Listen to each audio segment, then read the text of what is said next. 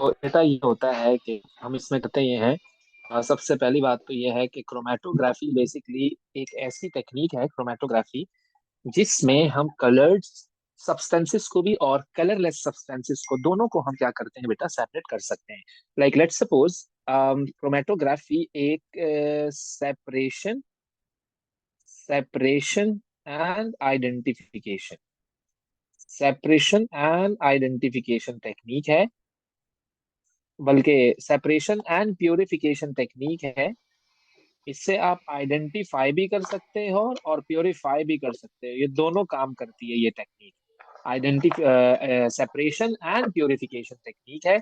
और let's suppose हमारे पास जो है वो एक ब्लैक इंक का स्पॉट है, ब्लैक इंक का एक सैंपल है।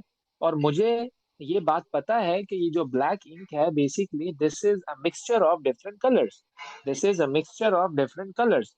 तो हम क्या करेंगे, उनको हमें सेपरेट करना है, हमें उनको सेपरेट करना है। तो याद रखिएगा बेटा, इस टेक्निक की यूनिक प्रॉपर्टी, यूनिक कैरेक्टरिस्टिक ये है कि यहाँ पर चीजें सेपरेट होती हैं on the basis of their solubility. ये बात गौर से सुनिएगा बेटा, हमें करना जी क्या सर। है बेसिकली, इसका बेस क्या है, इसका बेस ये है कि इसमें हम चीजों को सेपरेट करते हैं on the basis of solubility. Separation on the basis of solubility, on the basis of solubility. अच्छा जी, ओके। तो अगर हम आपको कहें कि लेट्स सपोज ये एक पेपर है, लेट्स सपोज मैं आपको कहता हूँ कि यार ये एक पेपर है, और इस पेपर पर हो रहा ये है कि हमने इस पेपर को डिप किया हुआ है वाटर में, हमने इस पेपर को डिप किया हुआ है वाटर में। इस तरह से हमने इसे डिप किया है कि कुछ ये वाला, इस तरह से मैंने इस पेपर को वाटर में डिप कर दिया। और मैंने यहाँ पर आपको कहा कि यार मैंने ये स्पॉट लगाया हुआ है इंक का। और हमने आपको पहले ही बता दिया कि ये इंक जो है बेटा, इसमें तीन कलर्स हैं जो छुपे हुए हैं, जो आम आंख से नजर नहीं आ रहे हैं, आपको उनको सेपरेट करना है बाय जी यूजिंग सर। क्रोमेटोग्राफी। सीन ये होगा कि थोड़ी देर बाद यहाँ पर रेड कलर आ जाएगा, थोड़ी देर बाद यहाँ पर ब्लू नजर आएगा, फिर आपको ग्रीन नजर आएगा। लेट्स सपोज तो अगर मैं आपसे पूछूं बेटा, ये जो सबसे ऊपर कलर गया है, ग्रीन कलर की बात कर रहा हूँ, ये जो सबसे ऊपर कलर यस सर। आया है बेटा, इसकी सॉल्युबिलिटी वाटर में ज्यादा है या कम है? पहले तो आप मुझे ये बताओ ताकि आपको फर्दर आगे बात समझ आए मेरी। पहले तो ये बताइए कि ज्यादा। इसकी सॉल्युबिलिटी ज्यादा है, पानी के साथ ऊपर ये गया है। अच्छा, पानी क्या करता है बेसिकली, कैपिलरी एक्शन के थ्रू जो है ना, पेपर पानी को सक करता है। पानी क्या करेगा, जी। आहिस्ता आहिस्ता ऊपर की तरफ मूव करता है, कुछ इस तरह पानी आता रहता है। जैसे आपने कोल्ड ड्रिंक में स्ट्रॉ डाल के रखी, तो वो थोड़ी देर में कोल्ड कोल्ड ड्रिंक जो है वो स्ट्रॉ में खुद ब खुद जो है ना वो अगेंस्ट द ग्रेविटी उसमें आ सकअप जाएगी होती है कैपिलरी जी। रिएक्शन के थ्रू। हाँ, ऐसे यहाँ पर भी होता है। सो बेसिकली जो स्पॉट सबसे ऊपर जाएगा, इसका मतलब वो पानी में ज्यादा सॉल्युबल है, क्योंकि पानी उसको अपने साथ साथ लेकर जा रहा है। और जो स्पॉट नीचे ही रह गया, इसका मतलब वो पानी में इनसॉल्युबल है, यानी कि यस सॉल्युबिलिटी सर। तो है लेकिन बहुत कम सॉल्युबिलिटी है उसकी। तो इसलिए यहाँ पर चीजें सेपरेट होंगी बेटा on the basis of their solubility. अच्छा जी, ओके। अब हम क्या करेंगे, क्या क्या चीजें आपको चाहिए क्रोमेटोग्राफी करवाने के लिए, यानी कि कौन कौन सा पैरेटस आपको चाहिए क्रोमेटोग्राफी करवाने के लिए। सो नंबर एक, पेपर। बताइएगा जरा बेटा, क्या क्या चाहिए होता है हमें। Number one, okay, paper. Chromatography paper, pencil. Yes. Pencil for the baseline. Chromatography paper, chromatography paper. और हमें चाहिए, या तो ले लो आप filter paper, yes. Filter paper school level पर तो फिल्टर पेपर चल जाता है, कॉन्सेप्ट बच्चे को बताना होता है। अच्छा जी, और चाहिए हमें बेटा कंटेनर जिसमें आपको क्रोमेटोग्राफी करवानी है। और हमें चाहिए लेड पेंसिल। अच्छा, पेंसिल से यस सर, लाइन लेड क्यों ड्रॉ पेंसिल। करते हैं यार, हम पेन से क्यों नहीं करते भाई? क्यों क्यों सर क्यों क्यों उसकी क्यों, वजह? बिकॉज और ऑफ द हमें चाहिए इंक। सॉल्वेंट, उससे क्या होगा? वो उससे क्या होगा? मतलब है भाई? लाइन स्ट्रेट नहीं रहेगी वो। वो जितना सॉल्युबल होगा उतनी वो इंक ऊपर अच्छा, जाएगी, इसमें वो हो जाएगी इसमें ये ऊपर होता है नीचे। बेटा, इसमें इसमें इसमें ये होता है कि अगर आपने पेंसिल से लाइन ड्रॉ नहीं की, पेन से ड्रॉ कर दी लाइन, तो बेटा आपकी तो लाइन ही ट्रेवल करनी शुरू हो जाएगी। क्या कहते हो? जी वही। भाई लाइन उस जगह रहे ताकि आप बाद में आरएफ वैल्यू फाइंड आउट कर सको। अभी आगे बात करते हैं कि हमको कैसे फाइंड आउट करते हैं। तो ताकि पेंसिल जो तो है वो तो वाटर में इनसॉल्युबल होती है, पेन की इंक तो इनसॉल्युबल हो जाएगी, फैल जाएगी, स्प्रेड हो जाएगी, आप कंफ्यूज हो जाओगे, आपको कैलकुलेशन कैसे करनी है, कैलकुलेशन में एरर आ जाएगा, कैलकुलेशन में एरर आया तो आपका रिजल्ट गलत आएगा। तो अभी हम बात जी करते हैं आगे। सर। अच्छा, ये सारी चीजें मुझे चाहिए बेटा। और बेटा हमें क्या करना है, हमें क्या करना है, हमें इसको बेसिकली असेंबल करना है। इसको हमें असेंबल करना है। कैसे असेंबल करेंगे तो जरा देखिएगा। ये मैंने लिया, हो ये हमने ले लिया बेटा एक बीकर। ये मैंने लिया बीकर। इस बीकर को मैंने कवर कर दिया कुछ इस तरह से, कुछ इस तरह से। और फिर हमने क्या किया, इसके अंदर हमने लिया एक फिल्टर पेपर। फिल्टर पेपर जब मैंने लिया, उस फिल्टर पेपर को बेटा हमने डिप कर दिया किसमें, पानी में। यानी कि पानी इज आवर सॉल्वेंट। इसमें मैंने डिप कर दिया पानी में इसको। अच्छा, जरूरी नहीं है कि सॉल्वेंट पानी ही हो, डिपेंड करेगा कि अगर आपको ऐसा लगता है कि आप जिस चीज की क्रोमेटोग्राफी करने जा रहे हो वाटर में इनसॉल्युबल है, तो आप अल्कोहल ले लो। आप अल्कोहल ले लो एज अ सॉल्वेंट। अभी अभी फिलहाल फिलहाल फिलहाल मेरा जो सॉल्वेंट है, मेरा जो सॉल्वेंट है दैट इज वाटर। मेरा जो सॉल्वेंट है वो वाटर है। अच्छा जी, ओके। और मैंने पेंसिल से लाइन ड्रॉ की है कुछ इस तरह से। ये मैंने पेंसिल से लाइन ड्रॉ की है। पेंसिल से जब हमने लाइन ड्रॉ की तो जी बेटा आपको लाइन ऐसे ड्रॉ करनी है कि ये पानी से ऊपर हो बेटा। जब हम फिल्टर पेपर को इसमें डालेंगे ना, तो पानी से ऊपर होनी चाहिए लाइन, थोड़ी सी just above the solvent. Just above the solvent होना चाहिए आपकी ये वाली लाइन जो आपने ड्रॉन बाय पेंसिल। अच्छा जी, ओके हो गया, ओके हो गया, ओके हो गया। अब बेटा अगर मैं इसे लेबल करूं तो ये है मेरा फिल्टर पेपर। ये है मेरा जी फिल्टर पेपर या क्रोमेटोग्राफी पेपर। ओके।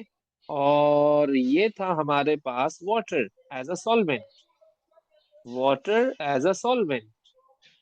और ये आपका है कंटेनर, यानी कि कोई भी बीकर, कंटेनर। और ये है मेरे बच्चे आपके पास लाइन ड्रॉन बाय पेंसिल। ये जो आपने लाइन ड्रॉ की है, इसको मैं लिख रहा हूं, line drawn by lead pencil, pencil. अच्छा सर। जी, ओके। थोड़ा म्यूट कर देना बेटा। अच्छा जी। Okay sir. तो अब हम क्या करेंगे, बेटा मैंने स्पॉट लगाया यहाँ पर ब्लैक इंक का। मैंने ब्लैक इंक का स्पॉट लगाया यहाँ पर।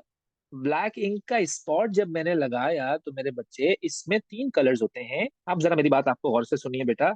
एक तो होता है इसमें रेड कलर, तो मैंने as a reference red colour भी यहाँ पे लगा दिया। एक होता है इसमें blue colour, as a reference मैंने यहाँ पर ब्लू कलर भी लगा दिया। एक होता है मेरे बच्चे इसमें yellow colour, as a reference मैंने येलो कलर भी यहाँ पर लगा दिया। जरा गौर से सुनिएगा मेरी बात, अब मैं क्या कहना चाह रहा हूँ।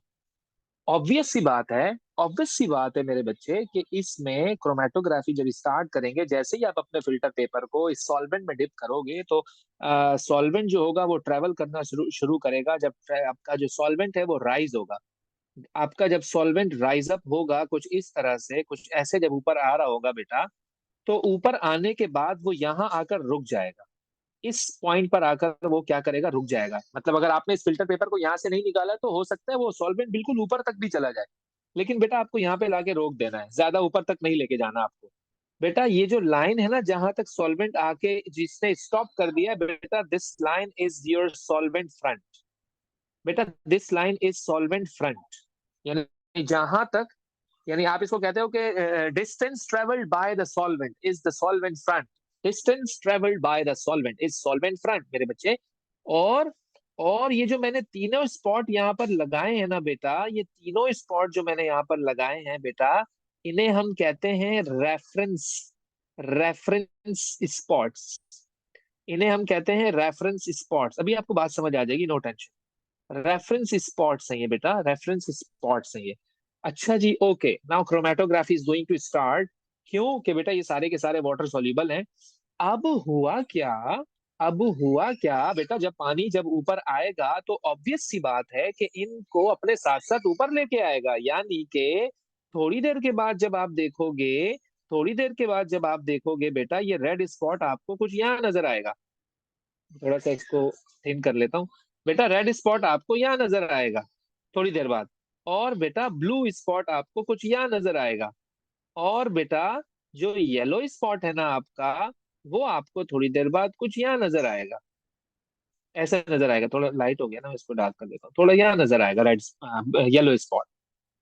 अब आप कह सकते हो कि येलो स्पॉट की सोल्यूबिलिटी पानी में अच्छी है, पानी इसका दोस्त है, पानी इसको अपने हाथ पकड़ के ऊपर ले आया।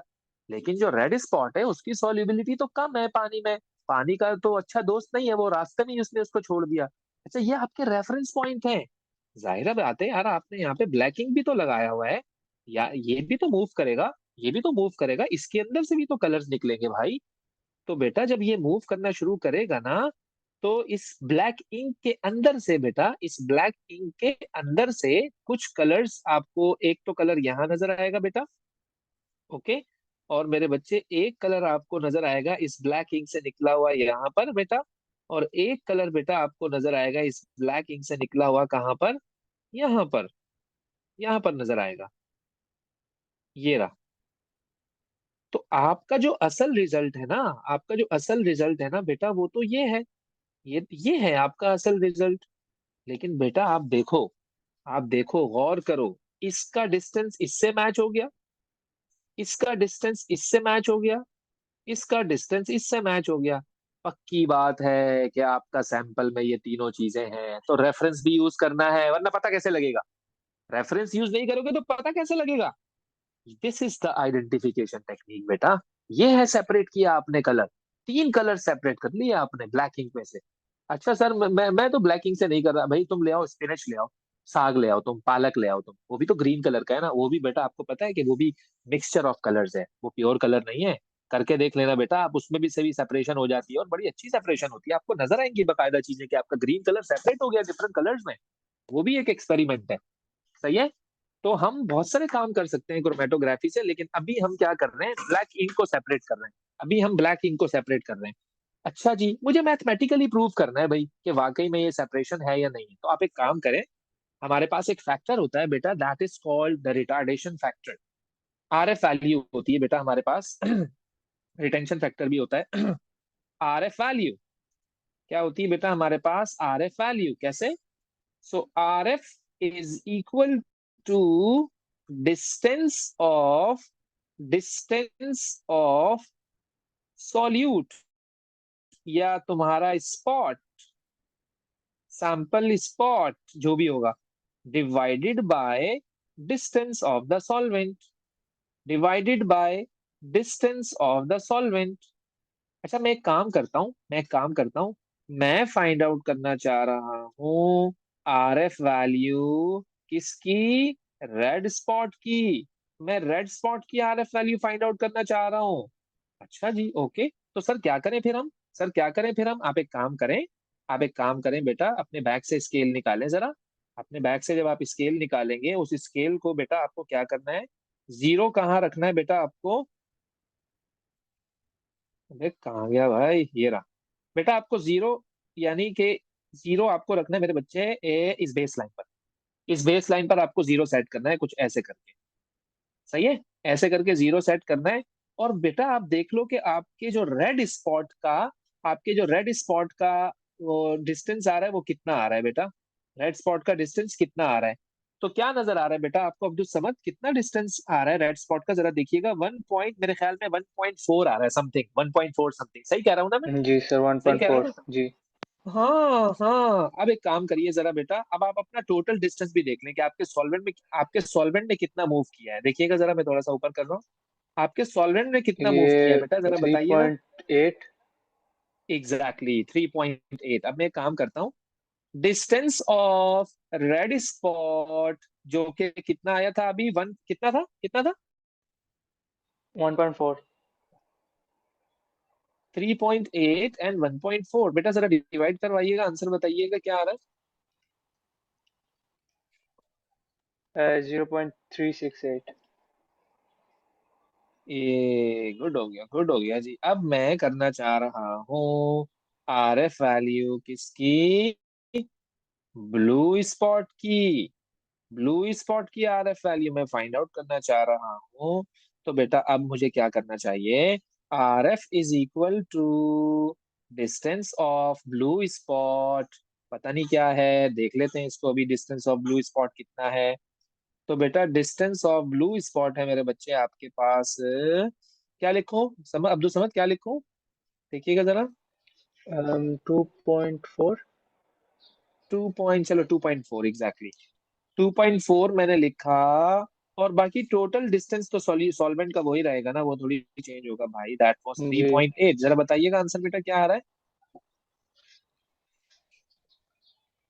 ये है हाँ, 0.631। 0.631। Okay, okay. अब मैं करना चाह रहा हूँ RF वैल्यू किसका, येलो स्पॉट का। येलो स्पॉट का जरा बताइएगा जी बेटा कि येलो स्पॉट का क्या होगा। आते हैं जरा यहाँ पर। अच्छा जी, ये आपका आ गया। हाँ जी, ओहो हो, फिक्स थ्री। चलो मैं इसको ले लेता हूँ, 3 एंड डिवाइडेड जी बाय